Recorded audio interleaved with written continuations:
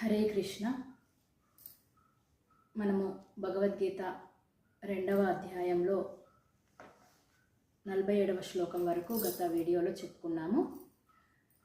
గత వారం చెప్పుకున్నటువంటి 47వ శ్లోకం వరకు శ్రీకృష్ణ భగవానుడు అర్జునునికి 2 రకాల యోగాలను వివరించాడు.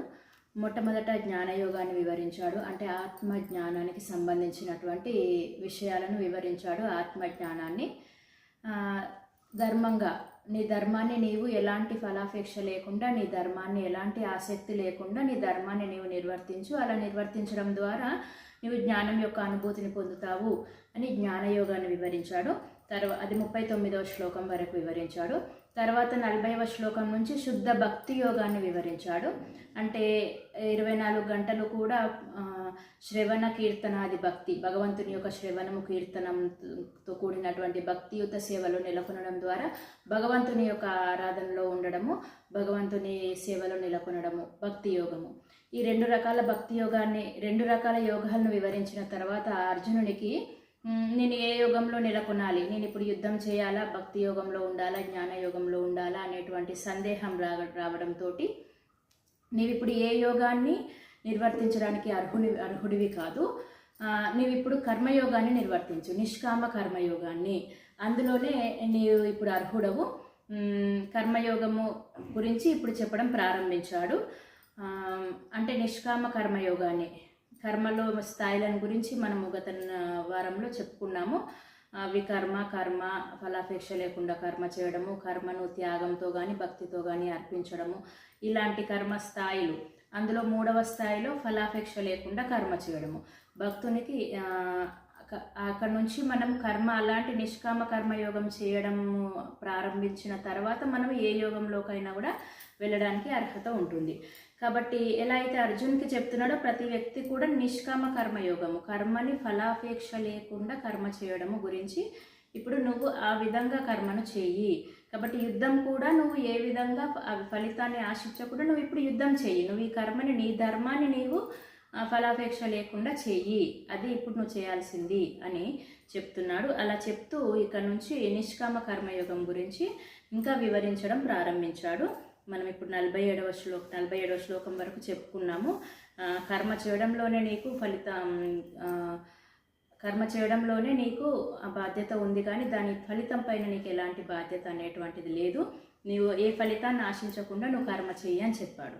ఇక 48వ శ్లోకము, యోగస్థః కురు కర్మాణి సంగం త్యక్త్వా ధనంజయ సిద్ధ్య సిద్ధ్యో సమో భూత్వా సమత్వం యోగ ఉచ్యతే. అనగా, ఓ అర్జున, జయాపజయములయందు ఆసక్తి లేకుండా నీవు సమభావంతో స్వధర్మములను నిర్వహింపుము, అట్టి సమభావమే యోగము అనబడును అని చెప్తున్నాడు. ఇక్కడ 48వ శ్లోకంలో యోగస్థ కురు కర్మాణి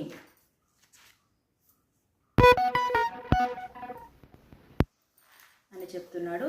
అంటే యోగస్థ కురు కర్మాని అంటే నిష్కామ కర్మయోగం, అంటే ఎలాంటి ఆసక్తి లేకుండా కర్మ చేయడం. ఇక్కడ నుంచి నిష్కామ కర్మయోగాన్ని ఏ విధంగా చేయాలి అనేటువంటి విషయాన్ని చెప్తున్నాడు. అంటే ఎలాంటి ఫలితాన్ని ఆశించకుండా కర్మ చేయాలి. అలా అని ఆ ఫలితము మనకు అనుకూలంగా రాకపోతే ఆ కర్మను వదిలివేయకూడదు. ఎలాంటి ఫలితాన్ని ఆశించకుండా కర్మ చేయాలి. అలానే ఆ కర్మని, ఆ ధర్మాన్ని, మన యొక్క ధర్మాన్ని అలానే ఎలాంటి ఫలితాన్ని వచ్చినప్పటికీ మన యొక్క ధర్మాన్ని ఆ విధంగానే నిర్వర్తించుకుంటూ వెళ్ళాలి. మన యొక్క కర్మను అలానే చేసుకుంటూ వెళ్ళాలి. ఇది నిష్కామ కర్మయోగం అని చెప్తూ ఇంకా ఇలా చెప్తున్నాడు. నువ్వు రెండింటి వందు కూడా ఇక్కడ అదే చెప్తున్నాడు. ఆ కర్మ చేసినప్పటికి ఎలా ఉండాలి అంటే సమత్వాన్ని కలిగి ఉండాలి. అంటే గెలుపు వచ్చినా, ఓటమి వచ్చినా, లాభం వచ్చినా, నష్టం వచ్చినా, జయం వచ్చినా, అపజయం వచ్చినా, సుఖం వచ్చినా, దుఃఖం వచ్చినా, కర్మ చేసినప్పుడు ఏదో ఒక ఫలితం వస్తుంది. అది మనకు అనుకూలంగా రావచ్చు, ప్రతికూలంగా రావచ్చు. ఎలా వచ్చినా కూడా నువ్వు రెండింటి అందు సమభావనతో, అంటే గెలుపు వస్తే చాలా ఆనందపడి, దుఃఖం వస్తే చాలా బాధపడిపోయి ఇంకా నిరుత్సాహపడిపోవడం అనేది కాకుండా రెండింటిని సమభావనతో తీసుకుంటూ నువ్వు కర్మ చేసుకుంటూ ముందుకు వెళ్ళు అని ఇక్కడ అర్జునునికి చెప్తున్నాడు. ఎందుకు మనని అలా చేయాలి సమభావనతో అంటే, ఎప్పుడైతే మనము ఆ విధంగా సమత్వ భావనతో కర్మను చేస్తామో అప్పుడు మనము మానవుడు మనిషి ఆధ్యాత్మికంగా ఎదగగలుగుతాడు. అంటే కర్మ చేస్తుంటే మనం ఆధ్యాత్మికంగా ఎదగగలుగుతాం. ఎలాంటి విధంగా కర్మ చేయాలి అంటే ఫలితాన్ని ఆశించకుండా, ఫలితం ఏది వచ్చినప్పటికీ సమానంగా స్వీకరించుకుంటూ ముందుకు అదే కర్మను కొనసాగిస్తూ ముందుకు వెళ్ళినట్లయితే ఆధ్యాత్మికంగా అంటే రెండింటి పట్ల ఆసక్తి లేకుండా చేయడం ద్వారా మనము ఎలాంటి వచ్చినప్పటికీ స్వీకరించుకుంటూ మనం కర్మ చేయడం ద్వారా కర్మ బంధం నుంచి మనము విముక్తులం అవుతాము. అంటే ఎప్పుడైతే కర్మను మనం ఆశిస్తామో ఆ కర్మ అనేది మనకు బంధ కారణం అవుతుంది. తిరిగి మళ్ళీ జనన మరణ చక్రంలో మళ్ళీ రావాల్సి వస్తుంది. ఎప్పుడైతే మనం కర్మ చేస్తామో కానీ వాటి ఫలితాల పట్ల ఆసక్తి మనం కలిగి ఉండకుండా, ఆ ఫలితాన్ని మనం స్వీకరించకుండా ఆ కర్మను అలానే చేస్తూ వెళితే ఆ కర్మ ఎలాంటిదైనా, అది మంచి ఫలితము రాని ఆ ఫలితం ఎలాంటిదైనా, కర్మ అనేటువంటిది ధర్మయుతంగా చేయాలి. ఆ కర్మ యొక్క ఫలితం అనేటువంటిది మనకు ఆశించినగా వచ్చినా ఆశించినటువంటి ఫలితం వచ్చినప్పటికీ అది మనము ఆశించడం లేదు కాబట్టి మనకు అది బంధ కారణం కాదు. కాబట్టి మనము ఈ బంధం నుంచి బయటపడడానికి, ముక్తుడవడానికి ఇలా ఈ నిష్కామ కర్మ అనేటువంటిది దారి చూపుతుంది. కాబట్టి నువ్వు జ్ఞానయోగానికి వెళ్ళాలన్నా, భక్తి యోగానికి వెళ్ళాలన్నా నువ్వు మొట్టమొదట ఆచరించాల్సినటువంటిది నిష్కామ కర్మ. నువ్వు కర్మ చేస్తూ వెళ్ళు, నీ ధర్మానుసారం నువ్వు కర్మ చేయి. ఆ కర్మ ఎలా చేయాలి అంటే ఆసక్తి లేకుండా, ఫలితాన్ని ఆశించకుండా వెళ్ళాలి. మరి ఫలితం వస్తుంది, తప్పకుండా ఫలితం వస్తుంది. మరి ఫలితం వచ్చినప్పుడు ఎలా ప్రతిస్పందించాలి అంటే ఎలాంటి ఫలితం వచ్చినా కూడా దాన్ని సమానంగా స్వీకరించాలి. మనకు ఆశించిన ఫలితం వచ్చేస్తే ఆనందపడి, మనకు ఆశించినటువంటి ఫలితం వస్తే బాధపడుకుంటూ ఇంకా ఆ కర్మ పట్ల విరక్తి చెంది ఇంకా కర్మ నుంచి పక్కకు తప్పుకోవడం అలా కాదు. ఒక వ్యాపారం చేస్తాము, ఒక వ్యవసాయం చేస్తాము, మంచి లాభం వస్తుంది, ఆనందపడతాం. సరే నష్టం వస్తుంది, ఆ వ్యవసాయం మనకు పంటల నష్టపడిపోతాం, వ్యాపారంలో నష్టం వస్తుంది, అప్పుడు దుఃఖపడిపోయి ఇంకా ఇది నాకు నష్టం వచ్చింది కదా, ఇంకా నేను దీన్ని వదిలేసేస్తాను అని కాదు. ఇంకా నేను ఈ కర్మ పట్ల విరక్తి చెందాను, ఇంకా నేను కర్మ చేయను అని కాదు. ఏది వచ్చినా దాన్ని స్వీకరించేసేయాలి. ఏది వచ్చినా స్వీకరించేసి ఇంకా దాన్ని ముందుకు ఆ ఫలితం పట్ల ఆసక్తే ఉండకూడదు. ఏది వచ్చినప్పటికీ కూడా దాని పట్ల మనం అయ్యో అని బాధపడడం కానీ, అబ్బాస్ అని సంతోషపడడం కానీ అని చేయకుండా ఆ కర్మలను కొనసాగిస్తూ ముందుకు వెళ్ళాలి. అలా చేసినట్లయితే ఎలాంటి పక్షపాతము, గెలుపు ఓటముల పట్ల లేకుండా ముందుకు వెళ్ళినట్లయితే ఆ కర్మ మనకు బంధ కారణము కాదు. అప్పుడు ఏమవుతుంది, మనకు వేటి పట్ల ఆసక్తి ఉండదు కాబట్టి అంతఃకరణ శుద్ధి అనేటువంటిది జరుగుతుంది. ఇంకా 2వ శ్లోకం 49వ శ్లోకంలో దూరేణ హ్యవరం కర్మ బుద్ధియోగ ధనంజయ బుద్ధౌ శరణం మన్విచ్చ కృపణా ఫలహేతవ. అనగా ఓ ధనంజయ, భక్తియుక్తమైన సేవచే హీనములైన కర్మములన్నింటినీ దూరంగా వదులుము. కృష్ణ చైతన్యంతో భగవంతుని శరణు పొందుము. కర్మ ఫలములను అనుభవించుకోవారు లోబులు. ఇక్కడ ఎలాంటి కర్మ చేయాలి అంటే ఇక్కడ దూరేన హెవరం కర్మ అంటే హెవర కర్మ అంటే చాలా తక్కువమైనటువంటి కర్మ అనే అర్థం. ఏమిటి తక్కువమైన కర్మ అని అంటున్నాడంటే ఫలితాలను ఆశిస్తూ చేసేటువంటి కర్మ చాలా తక్కువ కర్మ అని చెప్తున్నాడు. అంటే ఒక కర్మ చేస్తూ ఈ కర్మ యొక్క ఫలితం నాకు ఇది రావాలి, ఈ ఫలితాన్ని నేను అనుభవించాలి అని మనం అనుకుంటూ కర్మ చేస్తామో ఆ కర్మ అనేటువంటిది ఎలాంటి ఫలితాన్ని ఆశించకుండా చేసేటువంటి నిష్కామ కర్మ. ఇంతకుముందు మనం భగవంతుడు చెప్పినట్టుగా ఎలాంటి ఫలితాన్ని ఆశించకుండా ఎలాంటి ఫలితం వచ్చినా సమబుద్ధితో స్వీకరిస్తూ చేసేటువంటి కర్మ ఏదైతే ఉందో ఆ కర్మ ఫలితాన్ని ఆశించే కర్మ కంటే చాలా ఉన్నతమైంది. ఈ నిష్కామ కర్మ కంటే ఫలితాన్ని ఆశిస్తూ ఆ ఫలితాన్ని తాను అనుభవించాలని తన సుఖం కోసము, తన యొక్క లాభం కోసము ఆ ఫలితాన్ని ఆ కర్మను చేస్తూ ఆ ఫలితాన్ని కోరుకుంటూ చేసేటువంటి కర్మ చాలా తుచ్చమైనది, చాలా హీనమైనది అని చెప్తున్నాడు. ఎందుకు మనం ఫలితాన్ని ఆశించకూడదు? మరి ఫలితాన్ని ఎందుకు మన దేహం యొక్క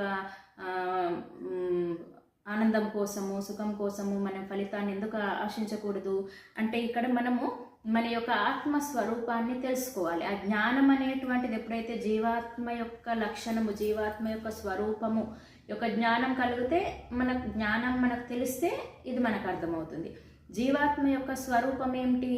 జీవేర స్వరూప కృష్ణేర నిత్యదశ అని కృష్ణదాస కవిరాజ గోస్వామి గారు చెప్పారు.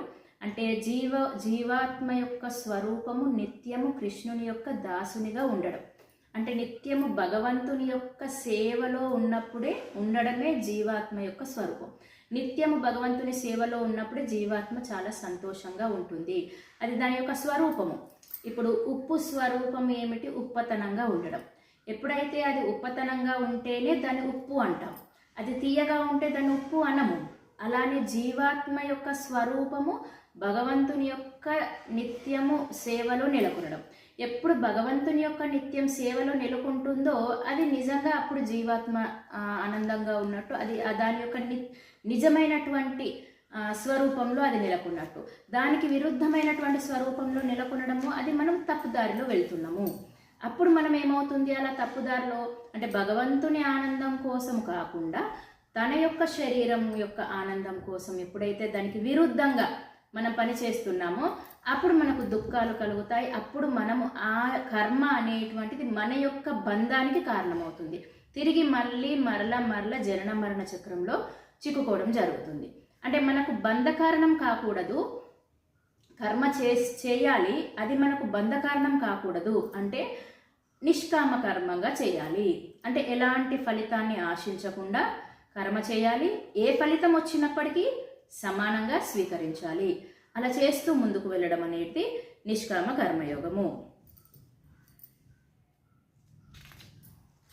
50వ శ్లోకము. బుద్ధియుక్తో జహాతిహ ఉభే సుకృత దుష్కృతే తస్మాద్యోగాయ యుజ్యస్వ యోగ కర్మసు కౌశలం.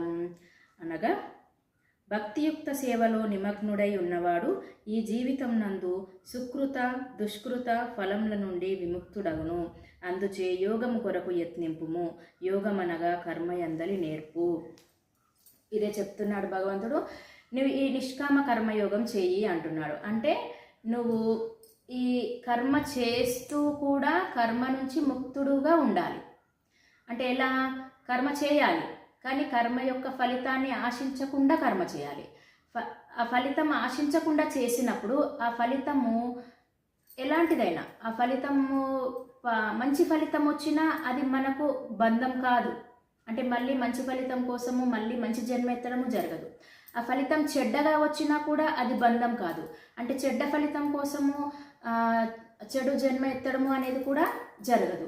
ఎలాంటి ఫలితం వచ్చినా అది మనకు బంధ కారణం అనేటువంటిది కాదు. అంటే ఆ కర్మ యొక్క ఫలితం వలన మనకు పాపము అంటదు, ఆ కర్మ యొక్క ఫలితం వలన మనకు పుణ్యము కూడా రాదు. రెండూ రాదు. ఏమవుతుంది? ఆ కర్మ ఫలితం అనేటువంటిది భగవంతుని యొక్క భక్తికి అనుసంధానం అవుతుంది. కాబట్టి నీవు అలాంటి కర్మ అనేటువంటిది ప్రారంభించు. ప్రతి వ్యక్తి కూడా ఏ యోగంలో ద్వారా అయినా కూడా మనకి ఇప్పుడు 2 యోగాల ద్వారా భగవంతుడు చెప్తున్నాడు. జ్ఞానయోగం చెప్పాడు, భక్తి యోగం చెప్పాడు. ఏ 2 యోగాల్లోకి మనం ప్రవేశించాలన్నా కూడా మొట్టమొదట మనం అందరం కర్మ చేస్తున్నాం. భగవంతుడు కర్మ చేయనే అంటున్నాడు, కానీ ఎలా చేయాలి అనేటువంటి చెప్తున్నాడు. అలా చేయడం ద్వారా ఏమవుతుంది అంటే మనం ఈ బంధ కారణం నుంచి, ఈ పాపం నుంచి, పుణ్యం నుంచి ముక్తుడం అవుతాము, కర్మ ఆశించకుండా చేయడం ద్వారా. కాబట్టి భగవంతుడు చెప్పే కర్మ మన కోసం ఫలితాన్ని ఆశిస్తూ చేసే కర్మ చాలా తుచ్చమైనది అని చెప్తున్నాడు ఇక్కడ. ఫలితాన్ని ఆశించకుండా చేసేటువంటి కర్మనే చాలా ఉన్నతమైనది. ఆ ఫలితం ఎలాంటిది వచ్చినా కూడా స్వీకరించాలి. మరి కర్మ యొక్క ఫలితం నేను అనుభవించడం లేదు కదా అని అనాసక్తితో కర్మ చేయకూడదు. అది కూడా ఇక్కడ చెప్తున్నాడు. నీ యొక్క సామర్థ్యం ఎంత ఉన్నదో అంత మేరకు నువ్వు కర్మ చేయాలి. అది ఆసక్తి లేకుండా చేయాలి. ఎలాంటి ఫలితాన్ని వచ్చినా దాని పట్ల ఆసక్తి కలగకుండా చేయాలి. అలా చేస్తూ నువ్వు ముందుకు వెళ్ళినట్లయితే నువ్వు ఎలాంటి కర్మ బంధనం అనేటువంటిది జరగదు. నువ్వు పాపము అంటదు, నీకు పుణ్యం అనేటువంటిది అంటదు. అన్నింటి నుంచి నువ్వు ముక్తుడవు అవుతావు అని చెప్తున్నాడు. ఇంకా 51వ శ్లోకం. కర్మజం బుద్ధియుక్తా హి ఫలం త్యక్త్వా మనీషినా జన్మబంధ వినిర్ముక్త పదం గచ్చంత్యనామయం. అనగా భగవంతుని భక్తియుక్తమైన సేవలో నిమగ్నులై ఉండుట వలన గొప్ప మునులను భక్తులను భౌతిక ప్రపంచమునందలి కర్మ ఫలముల నుండి ముక్తులగుదురు. ఈ విధంగా జనన మరణ చక్రం నుండి విడివడి తిరిగి భగవంతుని చేరుటచే దుఃఖరహితమైన స్థితిని పొందుదురు. ఇక్కడ చెప్తున్నాడు ఏ విధంగా భగవంతుని ధామంకు మనం చేరడానికి అవకాశం ఉంటుంది అంటే కర్మ చేయాలి. ఇంతవరకు చెప్తున్నటువంటి నిష్కామ కర్మయోగమే. కర్మాన్ని ఆశించకుండా నువ్వు కర్మ చేయి, కర్మ యొక్క ఫలితాన్ని ఆశించకుండా కర్మ చేయి. మొదటిది కర్మ యొక్క ఫలితాన్ని ఆశించకుండా చేయాలి. రెండవది కర్మ ఫలితం ఆశించినప్పటికీ ఫలితం వస్తుంది, వచ్చినప్పటికీ దాని పట్ల ఎలాంటి భావన లేకుండా ఉండాలి. ఎలాంటి ఫలితం వచ్చినా ఎలాంటి భావన లేకుండా దాన్ని స్వీకరించాలి. మూడవది ఆ కర్మను వదిలివేయకూడదు. రెండవది అనాసక్తితో చేయకూడదు. నీ సామర్థ్యం ఎంత ఉందో అంతవరకు నీ కర్మను చేయాలి. అలా చేస్తూ నీవు వెళుతున్నట్లయితే ఇక్కడ మరి నువ్వు ఈ కర్మబంధం నుంచి నువ్వు విముక్తుడవవుతావు, దుఃఖరహితమైన స్థితికి నువ్వు వస్తావు, నీవు నా యొక్క ధామానికి చేరుకొని ముక్తుడవవుతావు అని చెప్తున్నాడు. ఇక్కడ ఎగ్జాంపుల్ కూడా చెప్తున్నాడు. చాలా మునులు భక్తులు, ఎంతోమంది మునులు భక్తులు ఈ విధంగా చేసుకొని ఈ స్థితికి జీవన్ముక్త స్థితిని పొందారు అనేది భగవంతుడు ఇక్కడ చెప్తున్నాడు. కాబట్టి నీవు కూడా అర్జున, నీవు కూడా అలాంటి స్థితిలో నీ కర్మను చేయి. నీవు నీ యుద్ధాన్ని చేయి, కానీ ఎలా చేయి? దానివలన నా తండ్రి నా తాతలు చనిపోతారేమో అనేటువంటి ఆసక్తి, నువ్వు ఎలాంటి ఆసక్తి నువ్వు పెట్టుకోకు.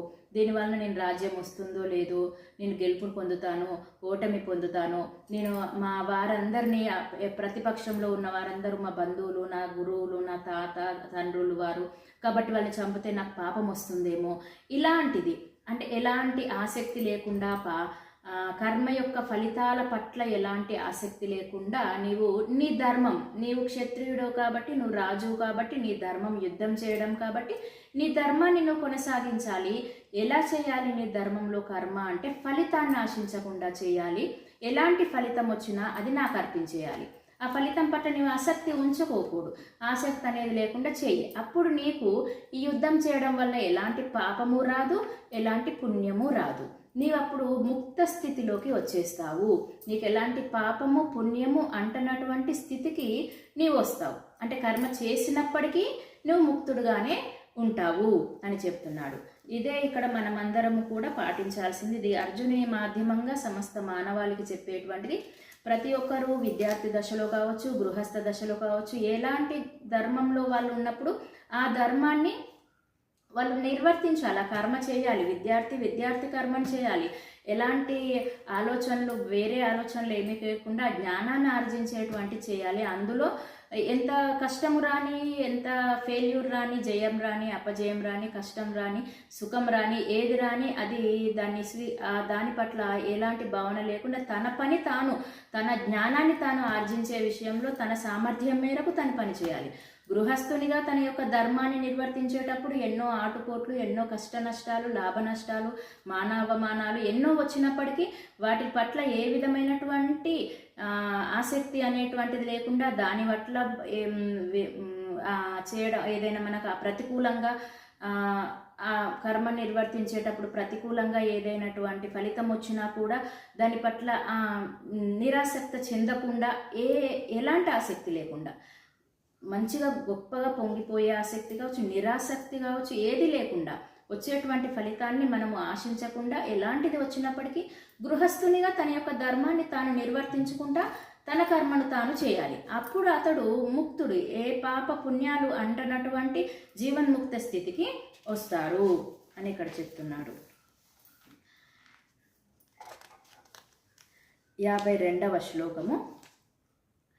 యదా తే మోహ కలిలం బుద్ధిర్వ్యతితరిష్యతి తథా గంతాపి నిర్వేదం శ్రోతవ్యస్య శ్రుతస్య చ. అనగా ఎప్పుడు నీ బుద్ధి మోహమను దట్టమైన అడవిని దాటునో అప్పుడు నీవు వినదగిన దాని యందును వినవలసిన దాని ఎడను విరక్తి కలవాడగుదువు. ఈ విధంగా ఎప్పుడైతే ఇలా నువ్వు కర్మ చేసుకుంటూ వెళ్తావో అప్పుడు నీకు ఇంకా వినాల్సినటువంటిది, చేయాల్సినటువంటిది, ఇంకా ముందు చేయాల్సింది, ఇంకా వినాల్సింది అంటూ ఏమీ ఉండదు. ఇంకా నీవు జీవన్ముక్త స్థితికి వచ్చేసావు. నీవు కొత్తగా ఇంకా వేదాల నుంచి ఇంకా కొత్తగా వినాల్సినటువంటిది ఏమీ కూడా ఉండదు. ఇంకా నీవు దేని పట్ల కూడా విరక్తి చెందవు, దేని పట్ల కూడా ఆసక్తిని కలిగి ఉండవు. కొత్తగా చేయాల్సిందంటూ నీకు ఏమీ ఉండదు. ఇంకా నువ్వేం చేస్తావు అప్పుడు? ఇంకా సాధన స్థితిలోకి వచ్చేస్తావు. అంటే ఇంకా నువ్వు ఏ స్థితికి వచ్చేస్తావు అప్పుడు? అలా నీవు కర్మ చేస్తూ ఎలాంటి ఆసక్తి లేకుండా, అంటే ఇందులో 4 రకాలైనటువంటి విషయాలను పాటించాలి. నీవు కర్మను చేయాలి, ఫలితాన్ని ఆశించకూడదు, ఒకటి. రెండవది, ఎలాంటి ఫలితాన్ని వచ్చినా దాన్ని నీవు సమానంగా తీసుకోవాలి. మంచి రాని, మనకు అనుకూలంగా రాని, ప్రతికూలంగా రాని సమానంగా తీసుకొని దానిపైన ఆసక్తిని పెంచుకోకూడదు.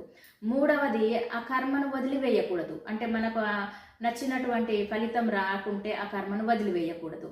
నాలుగవది, ఆ కర్మను నిరాసక్తితో చేయకూడదు. అంటే మన ఫలితం వస్తలేదు కదా అని నిరాసక్తితో కాకుండా మన ఎంత సామర్థ్యం ఉందో అంత మేరకు మనం ఆ కర్మను చేయాలి. ఇలా 4 పాటించుకుంటూ మనం కర్మను చేసినట్లయితే ఏమవుతుంది? మనకు కర్మ బంధనం నుంచి ముక్తి స్థితికి వస్తాం. అంటే కర్మ చేస్తున్నప్పటికీ కర్మ యొక్క బంధనలోకి చిక్కుకోకుండా ఈ లోకంలో కర్మలు చేస్తున్నప్పటికీ ఈ లోకంలోనే ముక్త స్థితిలో మనము ఉండిపోయే స్థితికి వస్తాం. అప్పుడు మనము జ్ఞానయోగం కావచ్చు, భక్తి యోగం కావచ్చు, ఆ యోగంలోకి మనం సాధన చేసేటువంటి స్థితిలోకి వెళ్తాం. అప్పుడు మనము భగవంతుని భక్తిని అనుసరించడము, లేదా భగవంతుని కోసము యోగము, జ్ఞానయోగము, ధ్యాన యోగము, ఆ యోగంలోకి వెళ్ళడము, 2 రకాల స్థితిలో భగవంతుని చేరుకోవచ్చు. ఏదో ఒక యోగంలోకి మనం వెళ్ళగలుగుతాము. ఈ స్థితిలోకి వచ్చాక మనము అందులోకి వెళ్ళగలుగుతాం. కాబట్టి అర్జునుని ఇప్పుడే భక్తి చేయకు, నీవు జ్ఞానయోగంలోకి వెళ్ళకు, నువ్వు ఇంకా అంత స్థితికి రాలేదు, నువ్వు ఇంకా అంత అర్హునివి కాలేదు, నువ్వు కర్మలు చేయి, ఈ నిష్కామ కర్మయోగం చేస్తూ వెళ్ళు అర్జున అని చెప్పాడు. మనం కూడా ఎక్కడున్నామో తెలుసుకోవచ్చు. మనం కూడా నిష్కామ కర్మయోగంలో ఉన్నామా, ఇంకా ఆ కర్మను దాటామంటే కర్మ అలా చేస్తూ ఫలితాన్ని ఆశించినటువంటి స్థితి కర్మ చేసేటువంటి స్థితికి వచ్చామా? అలాంటి స్థితికి వచ్చేసి మన అంతఃకరణ శుద్ధి జరిగిందా? మనం ఆత్మ యొక్క అనుభూతి అనేటువంటిది మనం చెందామా? అలాంటిది అప్పుడు వచ్చినప్పుడు మనము భక్తి యోగం, ఈ కర్మయోగంలోకి మనం వెళ్ళగలుగుతాము. 53వ శ్లోకం. శృతి విప్రతిపన్నాతే యదా స్థాస్యతి నిశ్చలా సమాధానవలా బుద్ధి తథా యోగమవాప్స్యసి. అనగా నీ బుద్ధి ఎప్పుడు వేదములయందలి మృదు మధురమైన భాషచే కలత నొందకుండా ఆత్మానుభూతి యందు సమాధి యందు స్థిరమై ఉండజాలును, అప్పుడు నీవు దివ్య చైతన్యమును పొందజాలదు. ఇక్కడ కృష్ణుడు అన్ని చెప్పి ఇలా అంటున్నాడు, నువ్వు ఈ విధంగా చేస్తూ వెళ్ళినట్లయితే ఇంకా నీ బుద్ధి ఎప్పుడు కూడా వేదంలో యందు కర్మ, ఈ ఆసక్తితో ఇది చేయాలి, ఈ పని చేయడం ద్వారా ఇది వస్తుంది, ఇది చేయడం, అలాంటి భాషను, అలాంటి వాటి పట్ల నీవు ఎప్పుడైతే ఆసక్తి పొందకుండా, ఎలాంటి ఆసక్తి లేకుండా నువ్వు కర్మం చేయగలిగేటువంటి స్థితికి వస్తావో అప్పుడు నీవు ముక్త స్థితికి వస్తావు. ఆ స్థిరమై ఉండజాలతో అప్పుడు నీవు దివ్య చైతన్యంను పొందగలుగుతావు. అప్పుడు నీవు అలాంటి స్థితిలో ఆ ఆత్మ అనుభూతి అనేటువంటిది నీకు కలుగుతుంది. దివ్య చైతన్య స్థితి అంటే ఆత్మానుభూతి కలిగేటువంటి స్థితి అన్నట్టు. అప్పుడు నీవు ఆత్మానుభూతిని కలుగుతుంది. అప్పుడు నీవు ముక్త స్థితిలోకి వస్తావు. జీవన్ముక్తులు అంటారు వారినే, లేదా స్థిత ప్రజ్ఞులు అని కూడా అంటారు వారినే. అంటే ఎవరు స్థిత ప్రజ్ఞులు, జీవన్ముక్తులు అంటే ఈ లోకంలో ఉన్నప్పటికీ, ఈ కర్మలను ఆచరిస్తున్నప్పటికీ ఈ కర్మబంధంలో చిక్కుకోనటువంటి వారు ఎవరైతే ఉన్నారో వాళ్ళని జీవన్ముక్తులు లేదా స్థిత ప్రజ్ఞులు అంటారు. ప్రతి ఒక్క వ్యక్తి ఈ స్థితికి రావాల్సి ఉంటుంది.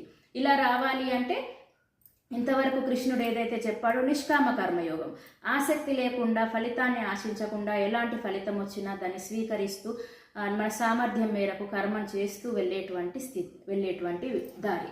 అలా వెళ్ళినప్పుడు నీవు జీవన్ముక్త స్థితికి వస్తావు అని చెప్పాడు. అప్పుడు ఇక్కడ అర్జునుడు ఇంకొక ప్రశ్న అడుగుతున్నాడు 54వ శ్లోకంలో. అర్జున ఉవాచ స్థిత ప్రజ్ఞస్య కా భాష సమాధిస్తస్య కేశవ స్థితధీ కిం ప్రభాషేత కిమాసీత వ్రజేత కిం. అనగా అర్జునుడు పలికెను, ఓ ఓ కృష్ణ, సమాధిలో మగ్నమైన చైతన్యము కలవారి యొక్క గుర్తులెట్టివి?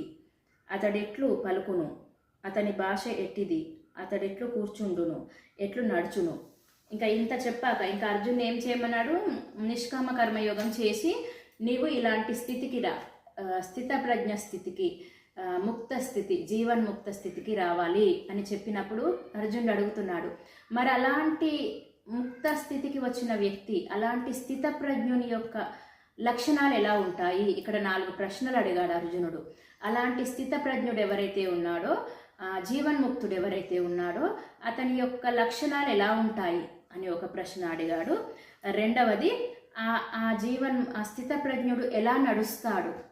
మూడవది, అతడు ఎలా కూర్చుంటాడు? నాలుగవది, అతడు ఎలా మాట్లాడతాడు? ఇలా 4 ప్రశ్నలు అడిగాడు. జీవన్ముక్తుడు అంటే స్థితప్రజ్ఞుడు యొక్క లక్షణాలు ఏమిటి అని మొదటి ప్రశ్న. రెండవది, అతడు ఎలా మాట్లాడతాడు? మూడవది, అతడు ఎలా కూర్చుంటాడు? నాలుగవది, అతడు ఎలా నడుస్తాడు అని అడిగాడు.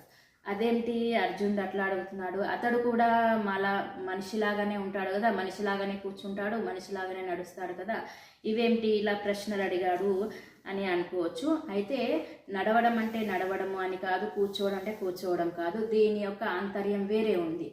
అంటే ఏమిటి ఈ 4 ప్రశ్నల యొక్క ఆంతర్యము అంటే, స్థితప్రజ్ఞుని యొక్క లక్షణాలు అంటే మనం అతని గుర్తులు ఎలా ఉంటాయి, ఎలా మనం అతన్ని గుర్తుపట్టవచ్చు, అతని యొక్క లక్షణాలు ఏమిటి అనేటువంటిది మొదటి ప్రశ్న. రెండవది, అతడు ఏం మాట్లాడతాడు అంటే, అతడు మనం ఇప్పుడు చెప్పుకున్నాం ఫలితము ఏదో ఒకటి వస్తుంది కర్మ చేస్తే. మరి ఇలాంటి ఫలితం వచ్చినప్పుడు, లాభ నష్టాలు, జయాపజయాలు, మానవమానాలు వచ్చినప్పుడు అతడు ఎలా ప్రతిస్పందిస్తాడు వాటి పట్ల అనేది, ఎలా మాట్లాడతాడు అంటే. మూడవది, మరి ఇలాంటివి వచ్చినప్పుడు సుఖ దుఃఖాలు కానీ లాభ నష్టాలు కానీ ఇవన్నీ వచ్చినప్పుడు తన యొక్క ఇంద్రియాలను ఈ బాహ్యమైన విషయాల నుంచి తన యొక్క ఇంద్రియాలను ఎలా బయటికి తీసుకుంటాడు, వాటిలోకి వెళ్ళకుండా ఎలా తీసుకుంటాడు అనేది మూడవది.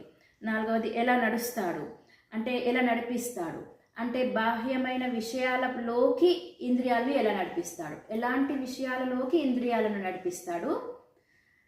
ఎలా కూర్చుంటాడు అంటే ఎలాంటి విషయాల నుంచి ఇంద్రియాలను తప్పిస్తాడు.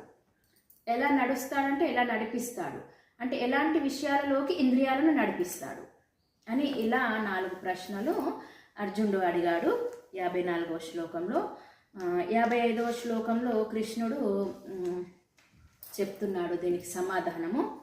శ్రీ భగవానువాచ ప్రజహతి యదా కామాన్ సర్వాన్ పార్థ మనోగతాన్ ఆత్మన్యేవాత్మనా తుష్ట స్థితి ప్రజ్ఞస్తదోచ్యతే. అనగా భగవంతుడైన కృష్ణుడు పలికెను, ఓ పార్థ, మనకల్పితములైన ఇంద్రియ తృప్తి కలిగించు సర్వ విధములైన కోరికలను మానవుడెప్పుడు వదులునో, ఎప్పుడట్లు విశుద్ధమైన అతని మనస్సు ఆత్మయందే తృప్తిని పొందునో అప్పుడు అతను స్థిత ప్రజ్ఞుడని చెప్పబడును అని ఈ శ్లోకంలో మనకి 55వ శ్లోకం నుంచి 72వ శ్లోకం, ఈ 2వ అధ్యాయంలో 72 శ్లోకాలు ఉన్నాయి. ఈ 55వ శ్లోకం నుంచి 72వ శ్లోకం వరకు కూడా ఇప్పుడు అర్జునుడు అడిగినటువంటి 4 ప్రశ్నలకు సమాధానాలు ఉంటాయి. 4 ప్రశ్నల యొక్క సమాధానాలే ఈ అధ్యాయము అయిపోతుంది. ఇప్పుడు ఈ శ్లోకంలో మొదటి ప్రశ్న యొక్క సమాధానం చెప్పాడు. మొదటి ప్రశ్న ఏమిటి? స్థిత ప్రజ్ఞుని యొక్క లక్షణాలు ఏమిటి అనేటువంటిది. కృష్ణుడు ఏమని చెప్తున్నాడు? ఏ వ్యక్తి అయితే అన్ని కోరికలను తన మనస్సులో నుంచి వదిలివేస్తాడో అలాంటి వ్యక్తినే స్థితప్రజ్ఞుడు అని చెప్తున్నాడు. అంటే స్థితప్రజ్ఞుని యొక్క లక్షణం ఏంటంటే తన మనస్సులో బాహ్యమైనటువంటి ఏ విధమైనటువంటి కోరికలు ఉండవు. ఎవరి మనసులోనైతే బాహ్యమైనటువంటి కోరికలు తన శరీరానికి సంబంధించినటువంటి ఆ తృప్తి కోసము ఆనందం కోసము ఉండన కోరికలు లేవో, అంటే ఇవన్నీ బాహ్యమైన కోరికలు. ఇలాంటి బాహ్యమైనటువంటి కోరికలు ఎవరికైతే ఉండవో అలాంటి స్థితప్రజ్ఞులు అంటారు అని చెప్పారు. అంటే కోరికలు అనేటువంటి ఎక్కడ కలుగుతాయి, ఎలా కలుగుతాయి అంటే మనస్సు నుంచి కలుగుతాయి కోరికలు. మనస్సులో నుంచే ఉత్పన్నమవుతాయి కోరికలు. మరి మనస్సు అనేటువంటిది అశాశ్వతమైనది కాబట్టి కోరికలు కూడా అశాశ్వతమైనది. మరి మనస్సు అశాశ్వతమైనప్పుడు కోరికలను వదిలివేయడం కూడా అంత కష్టమేమీ కాదు. మరి మనకు అనిపించవచ్చు, అమ్మో మనం ఇవన్నీ కోరికలను వదిలేయాలన్నా, బాహ్యమైన కోరికలను అన్నింటిని వదిలేయాలా, వదిలేస్తే మనకి ఎలా హ్యాపీ, ఎలా సంతోషంగా ఉండగలుగుతాం? మనం మంచి ఆహారం తినొద్దా, మంచి బట్టలు వేసుకోవద్దా, మంచిగా ఎంజాయ్ చేయొద్దా? ఈ కోరికలన్నీ వదిలేసేస్తే ఎట్లా సంతోషంగా ఉంటాం అనే చాలా మందికి అనుమానం రావచ్చు. ఎలా ఉంటాం మనము కోరికలు లేకపోతే అని. అయితే మనం ఇక్కడ తెలుసుకోవాల్సింది ఏమిటి అంటే, సరైనటువంటి జ్ఞానము ఎప్పుడైతే లేదో మనకు ఈ విధంగా అనిపిస్తుంది. ఆత్మ యొక్క స్థితి ఏమిటి అంటే, ఆత్మ ఎప్పుడు కూడా సచ్చిత్ ఆనంద స్వరూపం. ఎప్పుడు అది ఆనందంగా, తనలో తానే ఆనందంగా ఉండగలుగుతుంది. అయితే ఎప్పుడైతే ఆత్మ అజ్ఞానంతో నిండి ఉంటుందో, అజ్ఞానంతో అంటే నేను ఆత్మను కాదు, నేను ఈ దేహాన్ని అనేటువంటి దాంట్లో ఉండిపోతామో అది ఆత్మ అజ్ఞానంతో నిండింది, కప్పబడి ఉంది అని అర్థం.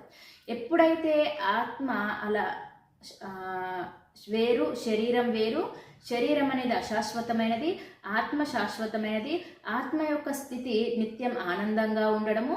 ఎప్పుడు ఆనందంగా ఉంటుంది అంటే నిత్యం భగవంతుని సేవలో ఉన్నప్పుడు ఆత్మ ఆనందంగా ఉండగలుగుతుంది అనేటువంటి జ్ఞానం ఎప్పుడైతే తెలుసుకుంటామో అప్పుడు ఆ ఆత్మ ఈ మనస్సు ద్వారా వచ్చే కోరికల ద్వారా ఆత్మ సంతృప్తి చెందడం లేదు అనేది అర్థమవుతుంది.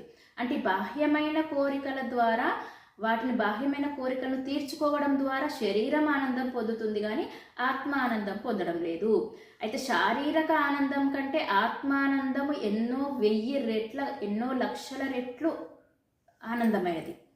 కాబట్టి ఆ విషయం ఎప్పటివరకైతే మనకు తెలియదో, నిజానికి అయ్యో ఇవన్నీ వదిలేసేస్తే ఎలా, మనం ఆనందంగా ఉంటామా అని అనుకుంటాం. కానీ చాలా లక్షల రెట్ల ఆనందంగా ఉంటాం. ఎందుకు అంటే ఈ బాహ్య ఆనందం కంటే ఆత్మానందము చాలా ఎన్నో రెట్లు ఎక్కువ ఆనందం కలిగిస్తుంది.